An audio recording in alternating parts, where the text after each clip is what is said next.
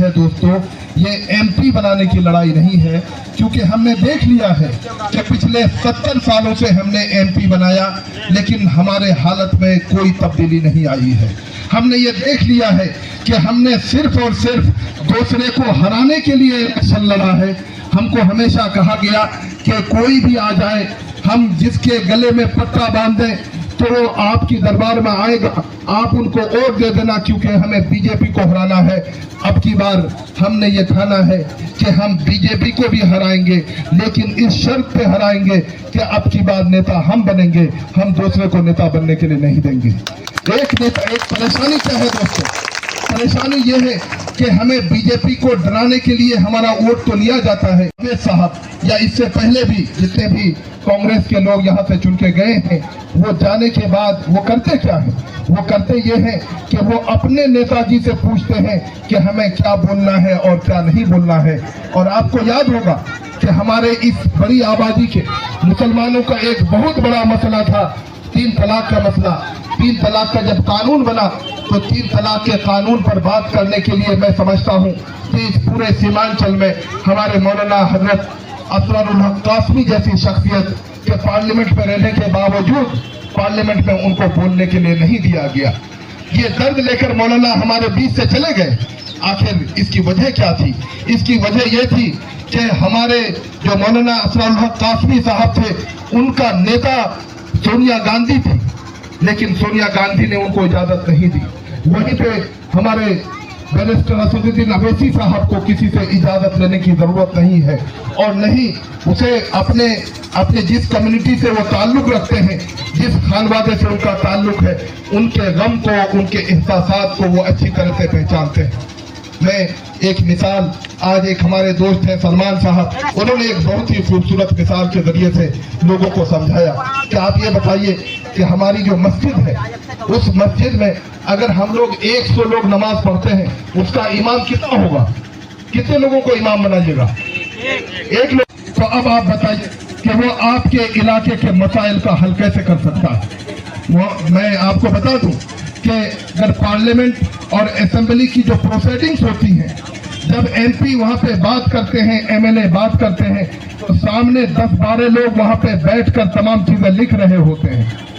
अख्तरुल इमाम साहब हमेशा असेंबली में बोलते रहे हैं, आवाज उठाते रहे हैं, और उनकी आवाज वहां पे लिखी जाती है, उनकी बातें वहां पे लिखी जाती हैं, और अलग अलग डिपार्टमेंट में उनके मसाइल हल होते हैं। और जब मसाइल हल नहीं करती है सरकार, तो असदुद्दीन अवैसी साहब फिर रोड पे उतरते हैं, महानंदा में उतरते हैं, और फिर वक्त की सरकार को मजबूर होना पड़ता है कि 2 दिन के बाद तेजस्वी साहब को यह ऐलान करना पड़ता है कि आपकी नदी में हम सीमांचल में सबसे बड़ा पुल 207 करोड़ का पुल हम देने का काम करने जा रहे हैं।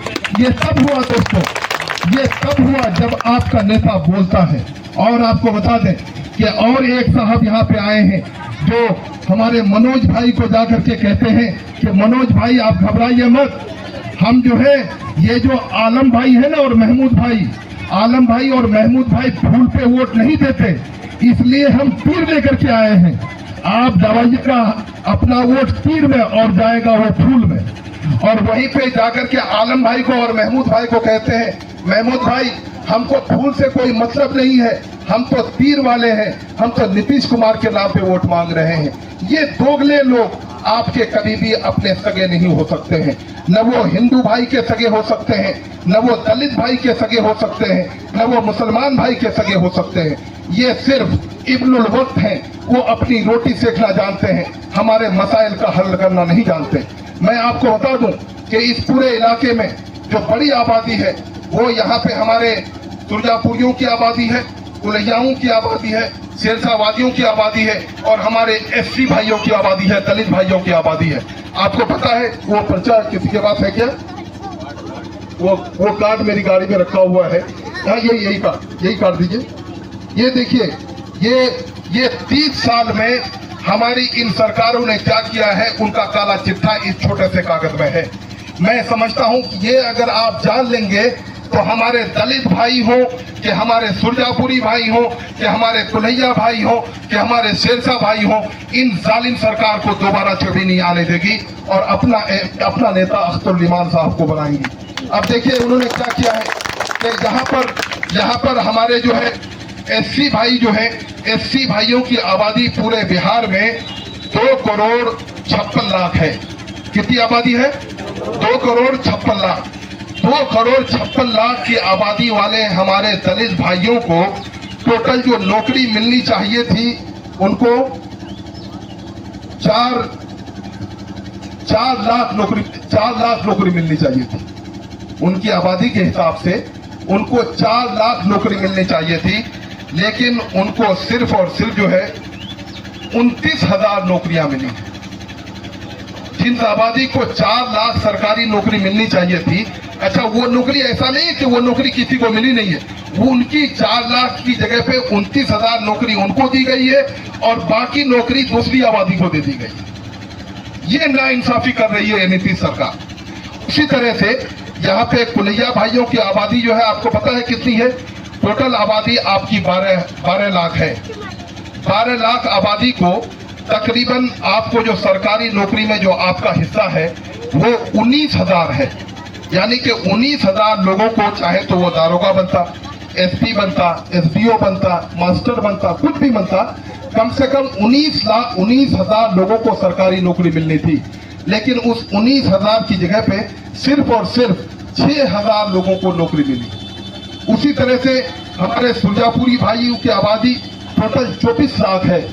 उस 24 लाख की आबादी के हिसाब से उनके सरकारी नौकरियों में जो उनका हिस्सा होता है वो तकरीबन 29,000 होता है। उस 29,000 की जगह पे सिर्फ और सिर्फ उनको 15,000 की नौकरी दी गई है। तो ये जो नाइंसाफी की लड़ाई है, ये नाइंसाफी कौन कर रहे हैं? ये नाइंसाफी आज की सरकार कर रही है, ये नीतीश की सरकार कर रही है, ये कांग्रेस की सरकार कर रही है, ये राजद की सरकार कर रही है और ये भाजपा की सरकार कर रही है। और हमारी ये भाजपा की सरकार हमारे दलित भाइयों को ये कहती है कि हम तुमको नौकरी से क्या मतलब है, हम तुमको 5 किलो चावल तो देते हैं। तो आप ये बताइए कि भाजपा में जो लोग बैठे हुए हैं उनको तो नौकरी, उनका बेटा तो बने डीएम, उनका बेटा तो बने एसपी, लेकिन हमारे दलित भाइयों को ये कहा जा रहा है कि तुम गरीब रहो, हम तुमको 5 किलो चावल हर महीना में देते हैं। मेरे भाइयों, जब तक इस सीमांचल के लोगों से मैं ये कहना चाहता हूँ, आपके डगरवा के लोगों की बातें कहना चाहता हूँ कि जब तक आपका अपना नेता नहीं होगा जो आपके दुख दर्द को समझ पाए, तब तक आपके मसाइल के हल नहीं होंगे। आपके बच्चों के लिए अच्छा स्कूल नहीं खुलेगा, आपके लिए अच्छा हॉस्पिटल नहीं खुलेगा, क्योंकि आपका कोई नेता नहीं है। और नेता तब होगा जब आपका अपना झंडा होगा और आपका अपना डंडा होगा। जब तक आपका अपना डंडा नहीं है, जब तक आपका अपना झंडा नहीं है, तो आपके किसी भी मसले का कोई हल नहीं है। आप एक बात जान लीजिए कि हिंदुस्तान में जितने भी दबे कुचले लोग हैं, तमाम लोग मुत्तहिद हो चुके हैं।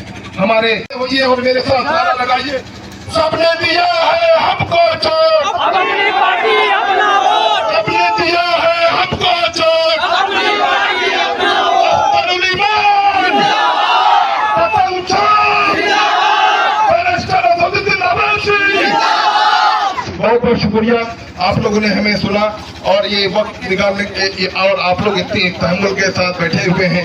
मौलाना सालिम चतुर्वेदी साहब की शायद तबीयत नासाज है या वो आ रहे होंगे। आप लोगों का बहुत बहुत शुक्रिया कि आपने हमें मौका दिया। बहुत बहुत शुक्रिया।